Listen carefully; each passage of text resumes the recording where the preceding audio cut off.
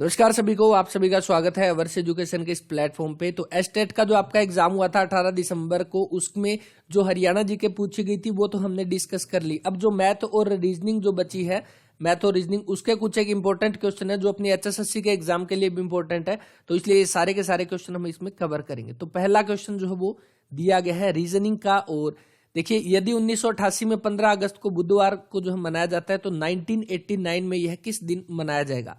वैसे तो अगर हम बात करें तो देखें तो 1988 जो है वो क्या है, एक लीप ईयर है। अगर हम 4 से भाग करेंगे तो ये आपका पूरा पूरा जो है वो भाग चला जाएगा यहाँ पे। लेकिन इसमें आपको एक चीज ध्यान रखनी है कि वैसे तो अगर हम बात करें तो लीप ईयर जो होता है, लीप ईयर उसमें आपके कितने ओड डे होते हैं, 2 जो है वो ओड डे होते हैं, 2 ओड डे होते हैं। और जो आपका नॉर्मल ईयर जो होता है उसमें आपके कितने, तो उसमें आपका एक जो है वो ओड डे होता है, एक होता है। तो ये आपको ध्यान रखना है। अब क्या है, अगर ये बात होती है आपकी जनवरी की तो इसमें कितने 2 दिन ऐड कर देते। लेकिन अगर 15 अगस्त की बात करें तो अगले 15 अगस्त तक जो आपका एक दिन एक्स्ट्रा होता है वो तो फरवरी के महीने में होता है। लेकिन इसने फरवरी के महीने की बात की है। 15 अगस्त को अगर बुधवार है तो 1989 में आपको किस दिन, तो एक और डे जो है वो मनाया जाएगा। बुधवार के बाद कौन सा, वीरवार जो है वो राइट आंसर रहेगा, ऑप्शन नंबर 3 यहाँ पे। इसके बाद नेक्स्ट क्वेश्चन देखिए, विजय जो है उत्तर की ओर 10 किलोमीटर चलता है, यानी ऊपर की ओर चला कितना 10। उसके बाद वह दक्षिण में 6 किलोमीटर, यानी वापिस आता है 6 किलोमीटर, तो वापिस आ गया 6 किलोमीटर। उसके बाद वह 3 किलोमीटर पूर्व की ओर जाता है, 3 इधर आ गया पूर्व की ओर।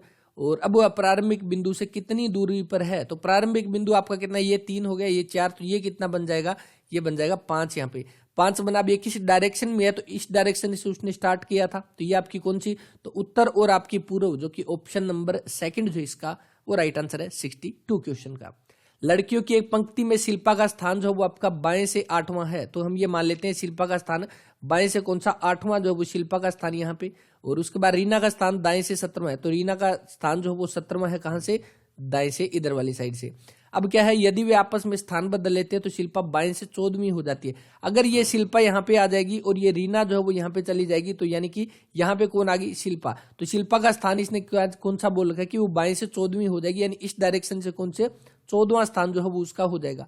तो अगर इस साइड से 14वां है, यानी कि इसके इधर कितनी है, तो इधर आपकी 13 लड़कियां हैं इस साइड। और इधर कितनी है, क्योंकि इधर आपकी रीना जो आप देख सकते हो, रीना यहाँ से 17वां नंबर था, तो इधर कितनी थी, तो इधर आपकी 16 लड़कियां बैठी थी। और इधर आपकी कितनी है, 13 है। तो 16 और 13 कितनी, 29, और एक ये खुद हो जाएगी कितनी, 30। तो राइट आंसर बन जाएगा ऑप्शन नंबर 4 यहाँ पे, जो कि रहेगा। इसके बाद नेक्स्ट क्वेश्चन की, यदि किसी निश्चित पैटर्न में 9 स्टार 3 को 36 बोलते हैं, 10 स्टार 6 को 64 बोलते हैं, 9 स्टार 1 को 25 बोलते हैं, तो उसी पैटर्न में 23 स्टार 3 को क्या बोलेंगे। तो यहाँ पे देखिए 9, 3 और 36, अगर आप देखोगे 9 और 3 को अगर हम ऐड करेंगे तो कितना बन जाएगा 12, और 12 का आधा करेंगे तो हमारा कितना बन जाएगा 6, और इसी 6 का अगर स्क्वायर करेंगे तो क्या बन जाएगा 36। तो दूसरे के अंदर आप सही सेम चीज लगा के देखो, 10 प्लस में 6 कितना 16, 16 को 2 से भाग करेंगे कितना 8, 8 का स्क्वायर करेंगे कितना 64। तो बिल्कुल ये चीज हो रही है। उसके बाद 10 आ गया, 10 को 2 से भाग करेंगे 5 का स्क्वायर 25। तो उसी तरह 23 और 3 कितना 26, 26 को 2 से भाग करेंगे, 26 को 2 से 13, और 13 का स्क्वायर कितना 169, जो कि ऑप्शन नंबर ए यहाँ पे दिया गया है। नेक्स्ट देखोगे, मंकी को आपका ये बोला जाता है, तो टाइगर को हम क्या बोलेंगे, देखो MONKEY।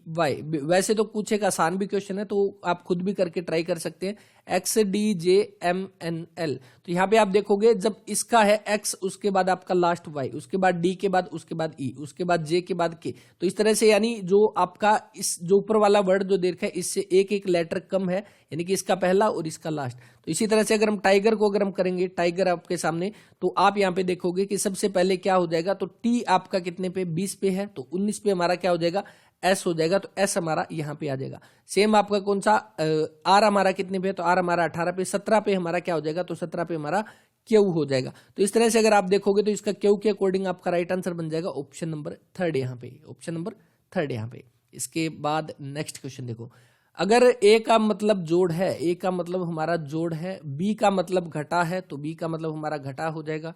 और सी का मतलब भाग करना, सी का मतलब भाग करना, डी का मतलब गुणा करना, डी का मतलब गुणा करना। तो सबसे पहले हम क्या करेंगे, सॉरी यहाँ पे नहीं, डी का मतलब आपका क्या, गुणा करना।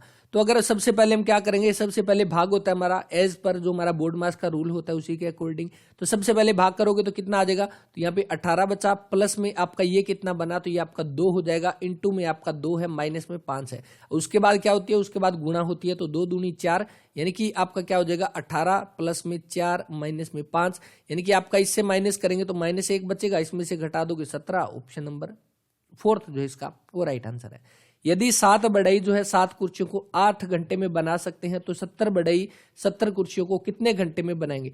आपका कितना, तो आपका जो फॉर्मूला है MDH, यानी कि आपका मेन डे आवर, यानी कि जो आपके जितनी भी लेबर होगी, जो मैन होंगे, डे दिन होंगे, एच से आवर होंगे घंटे, डिवाइड में आपका टोटल वर्क, यानी कि ये 1 कर लो। उसके बाद आपका कौन सा, तो M2 D2 और H2 बटे में W2, ये आपका फॉर्मूला है जो हमेशा यूज होता है इस तरह के क्वेश्चन के अंदर।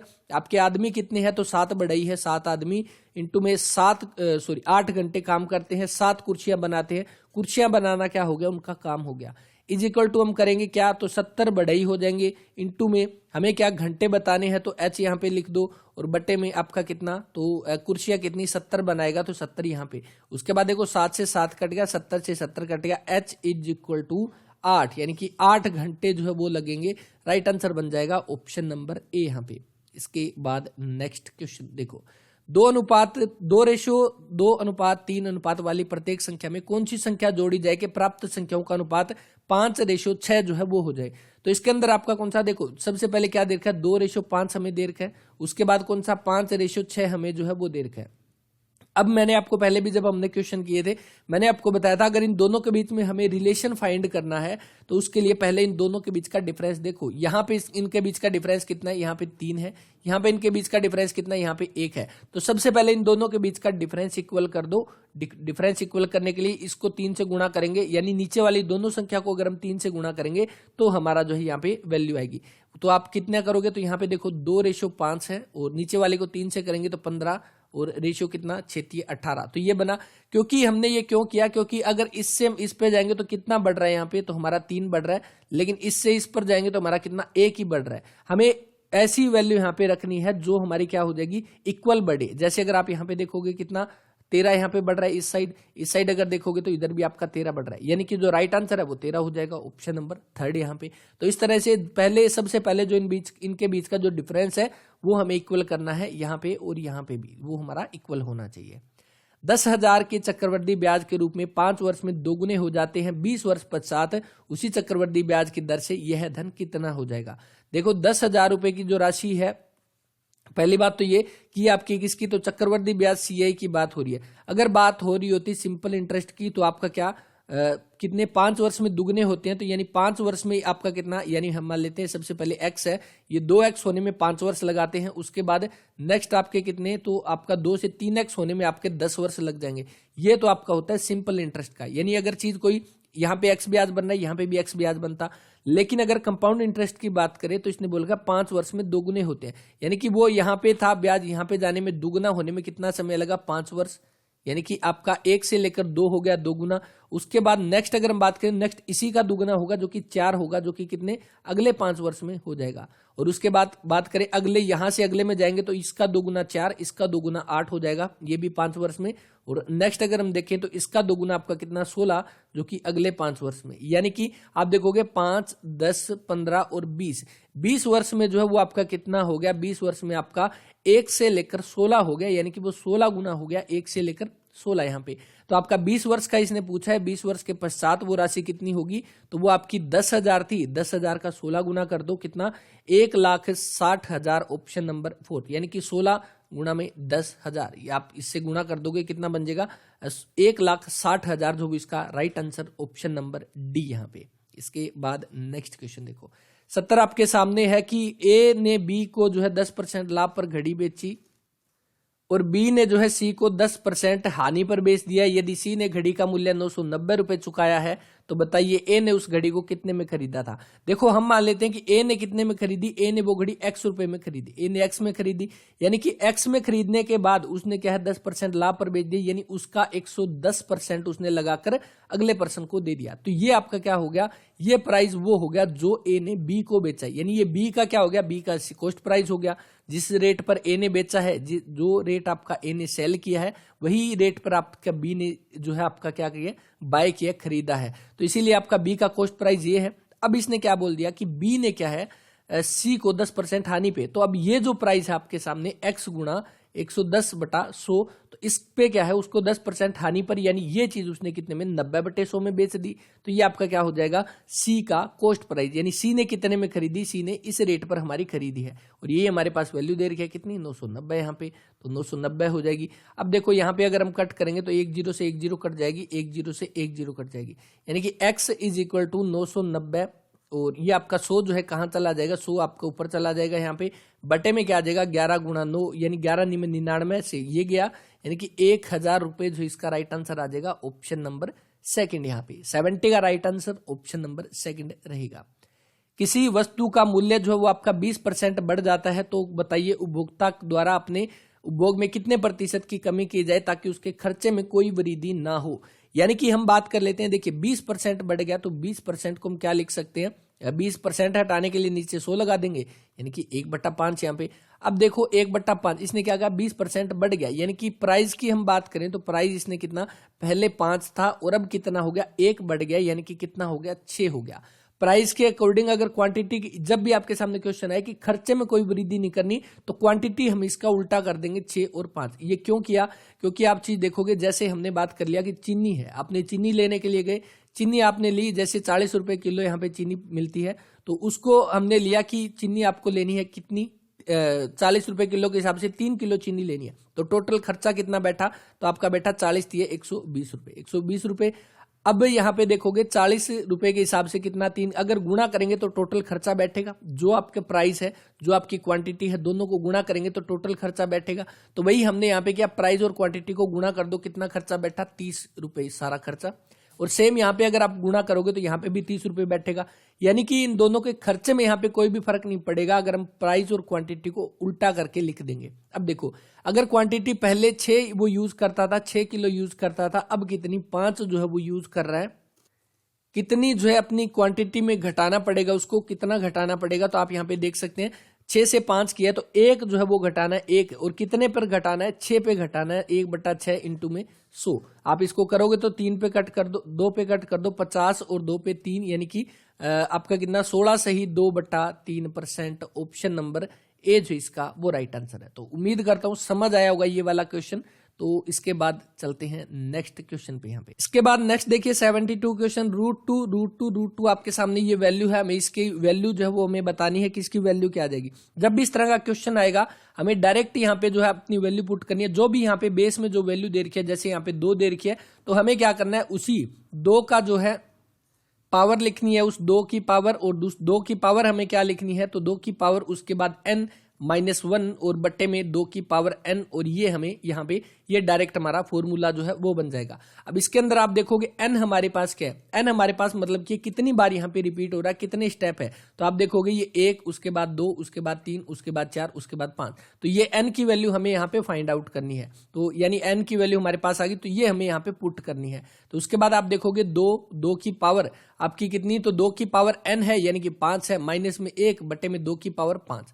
तो इसके अंदर हम देखेंगे 2 की पावर 5 कितना, तो 2 की पावर आपकी 3 कितना 8 हो जाएगा, उसके बाद 8 दूनी 16 दूना 32 है, यानी कि 32 में से 1 गया आपका कितना 31 और नीचे आपका 32। तो राइट आंसर ऑप्शन नंबर 4 जो है वो बनेगा। कौन सा राइट आंसर, ऑप्शन नंबर 4। अब दूसरा क्वेश्चन इसमें क्या बन सकता है, दूसरा आप देखोगे ये जो आपके सामने वैल्यू जो दे रखी है, अगर ये वैल्यू आपकी कहीं पे रुकती नहीं, यानी कि ये वैल्यू अगर आपकी इन्फिनिटी तक जाती तब हम इसका राइट आंसर कर देते ऑप्शन नंबर जो सेकंड है। यहाँ पे कैसे उसको भी देख लेते हैं, एक बार इसको रफ करते हैं।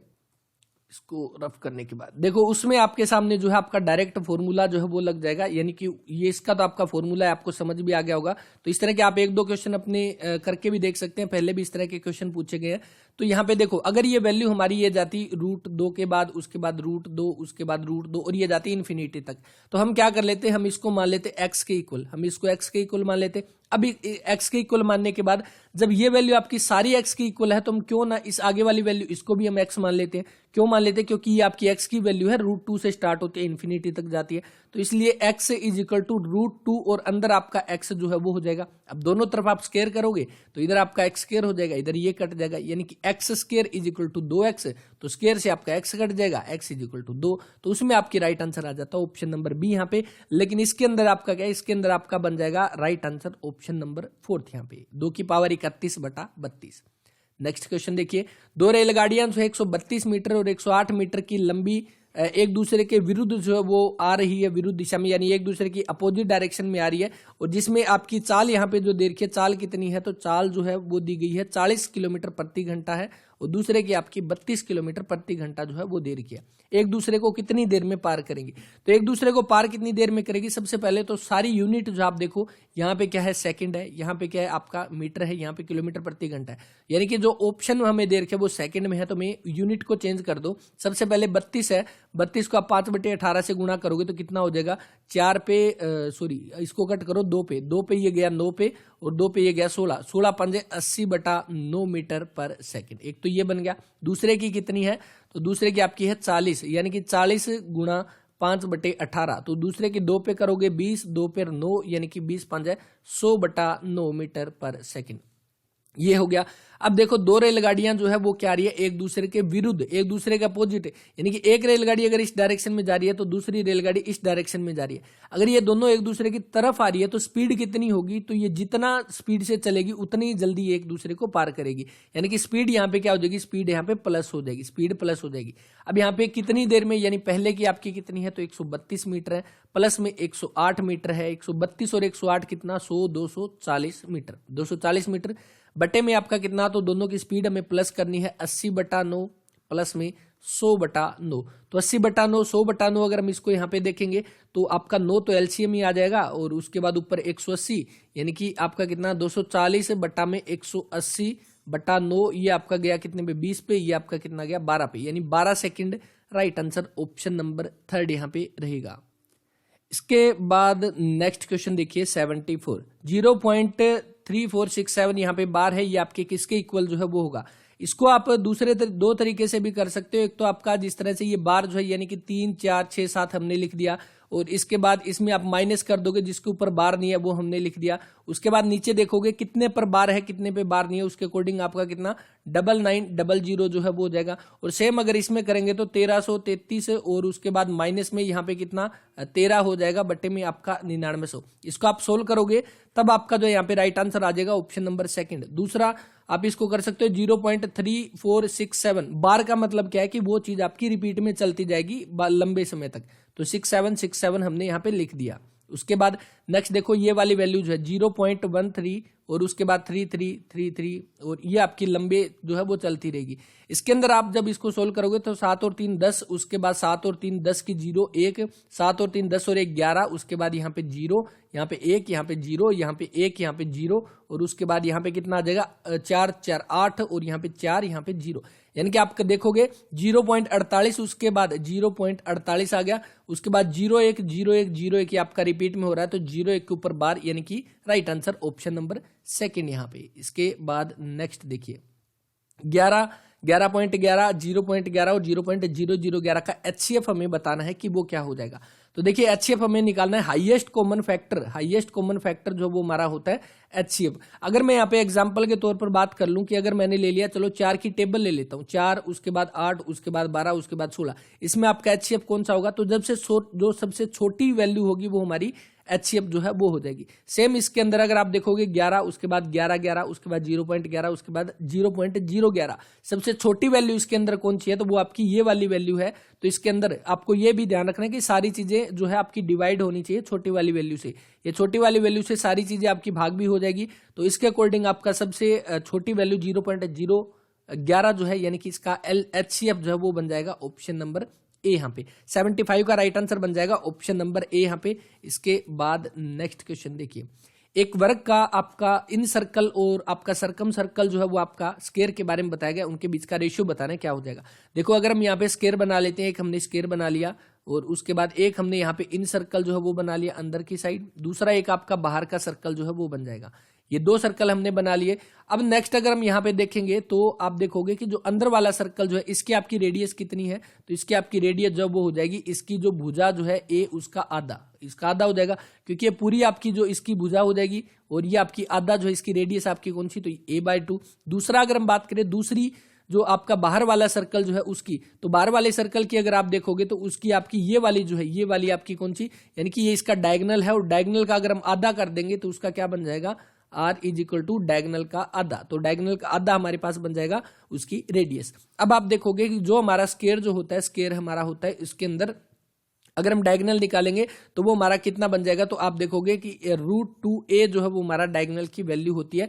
पाइथागोरस प्रमेय लगा सकते हो, ये a है ये a है, यानी a² = d², दोनों का प्लस कर देंगे तो a² प्लस में a² = d²। जब ये कर देंगे तो 2a² बन जाएगा = d², ये स्क्वायर आकर इधर आ जाएगा, यानी √2a जो है वो हमारे पास आ जाएगा d की वैल्यू। अब यहाँ पे d की वैल्यू आपकी √2a है तो वो हम यहाँ पे पुट कर देंगे, अपॉन में 2 हो जाएगा। अब √2 से अगर यहाँ पे कट करेंगे तो आप नीचे क्या बन जाएगा, तो इसका बन जाएगा a/√2। आई थिंक समझ आया होगा, ये चीज बिल्कुल आसान सी है। तो ये हमारा कौन सा, जो अंदर वाला सर्कल है उसकी तो आपकी बन जाएगी a/2 और जो बाहर वाला सर्कल है उसकी बन जाएगी a/√2। हमें बताना है कौन सा, इन सर्कल और जो सरकम सर्कल है दोनों का रेशियो, यानी कि इसका क्या है a/2 जो है हमारे पास ये आ गया। और क्या बताना है, एरिया, और एरिया आपका कितना होता है, πr² होता है, तो पाई हो जाएगा, पाई इंटू में जो आर की स्क्वायर ये हो जाएगा। इनका रेशियो कितना है, दूसरा अगर करेंगे तो आपका a/√2 का स्क्वायर, तो ये हमने कर दिया। पाई से पाई कट जाएगा = जब हम इसको सोल्व करेंगे तो आपका a² बटे में 4 आ जाएगा। रेशियो करेंगे तो आपका a² बटे में आपका कितना 2 हो जाएगा। a² से a² कट जाएगा, यानी कि ये कितना बना हमारे पास, इसको नीचे करते हैं, यानी कि आपका कितना बना, तो 1/4 रेशियो 1/2 बना। अब ये देखो 1/4 1/2 जो है, यानी कि जब बटे में वैल्यू है इसको ऊपर करने के लिए हम क्रॉस मल्टीप्लाई कर दो, यानी कि आप जब इसको कट करोगे तो ये आपका कितना हो जाएगा, तो आपका 2/4 यानी कि 1/2 जो है वो बन जाएगा 1/2, यानी कि आपका राइट आंसर जो बन जाएगा ऑप्शन नंबर 3 जो है 1/2 इसका राइट आंसर है। उम्मीद करता हूं समझ आया होगा, नहीं आया तो आप दोबारा से भी देख सकते हैं। बस सिंपल फॉर्मूला है जो हमें पुट करना है आपका, कि आपका बस इतनी चीज समझनी है कि अगर हम इन सर्कल बनाएंगे तो उसकी रेडियस क्या हो जाएगी, तो उसकी आपकी, क्योंकि ये पूरी उसकी भुजा है तो उसका आधा करेंगे तो आपकी भुजा का हाफ हो जाएगा।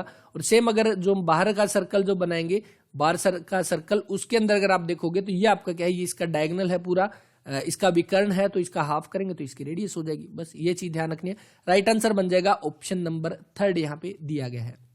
नेक्स्ट देखो, नेक्स्ट आपके सामने क्वेश्चन दिया गया है a, उसके बाद डैश CD, तो यहाँ पे b लगा दो, उसके बाद AA और यहाँ पे CC है तो यहाँ पे b आ जाएगा, AA BB, उसके बाद CC, उसके बाद DD। फिर आप देखोगे यहाँ पे 3b है तो यहाँ पे 3a लगा दो, यहाँ पे 3c लगा दो, यानी कि BBDAC यहाँ पे देखोगे तो right answer option number D जो है वो बन जाएगा।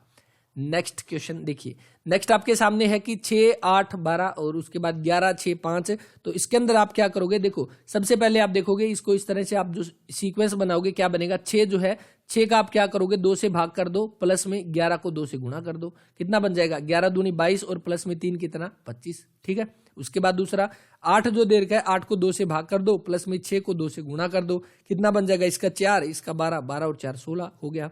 उसके बाद 12 + 5, 12 को हाफ कर दो कितना हो जाएगा 6 और 5 का डबल कर दो कितना 10, 10 और 6 कितना 16। राइट आंसर ऑप्शन नंबर 2 यहाँ पे 78 का राइट आंसर ऑप्शन नंबर 2 जो है वो बन जाएगा। नेक्स्ट आपके सामने सीरीज जो दे रखी है 127 128 136 163, डिफरेंस कितना है 1 का है, हो गया। उसके बाद 8 का है, ठीक है। उसके बाद 36 और 4 आपका कितना 40 हो जाएगा, और 40 और इधर आपका कितना 23, 23 और 4 कितना 27। अब आप देखोगे 1 का क्यूब, 2 का क्यूब, 3 का क्यूब, यहाँ पे आपका 64 होगा, बिल्कुल देखने की जरूरत नहीं है। उसके बाद कौन सा 125 जो है वो हो जाएगा 5 का क्यूब, तो 227 में आप 125 जो वो जोड़ दोगे, 7 और 5 कितना 12, यहाँ पे 5 और यहाँ पे कितना 352। Right answer option number A जो है वो रहेगा। इसके बाद नेक्स्ट क्वेश्चन देखो, नेक्स्ट आपके सामने दिया गया है कि 5 भिन्न भिन्न घर है जो कि आपके ए से ई तक है, एक पंक्ति में स्थित है। अब एक पंक्ति में स्थित है, ए जो है इसने बोल रखा है ए जो है बी के दाईं ओर बैठा है, यानी कि बी के दाईं ओर बैठा है तो आपका कौन सा, तो बी का दायां अगर हम बात करें तो यहाँ पे हो जाएगा, कहाँ पे, तो ए आपका बी के दाईं ओर बैठा है तो बिल्कुल ये बैठ गया। उसके बाद अगर हम नेक्स्ट देखेंगे इसमें ई जो है वो सी के बाईं ओर बैठा है, ई जो है वो सी के, अभी ई हमारे पास आया नहीं, जो ए के दाईं ओर है, ए के दाईं ओर कौन सा है, ई जो है सी के बाईं ओर है और ए के दाईं ओर, यानी ए के दाईं ओर आपका कौन सा, तो आपका ई है, और जो आपके किसके सी के बाईं ओर बैठा है ये बन गया। उसके बाद नेक्स्ट देखोगे कि बी जो है वो डी के दाईं ओर है, तो ये बी जो है वो किसके, डी के दाईं ओर जो है वो बैठा है। तो ये हमारे पास पांचों घर जो है वो हमारे पास बन गए। इसने पूछा कि सबसे बीच में घर कौन सा है, तो इसके अकॉर्डिंग आपका राइट आंसर जो बन जाएगा ऑप्शन नंबर ए जो है, ऑप्शन नंबर ए जो इसका वो राइट आंसर रहेगा 80 क्वेश्चन का।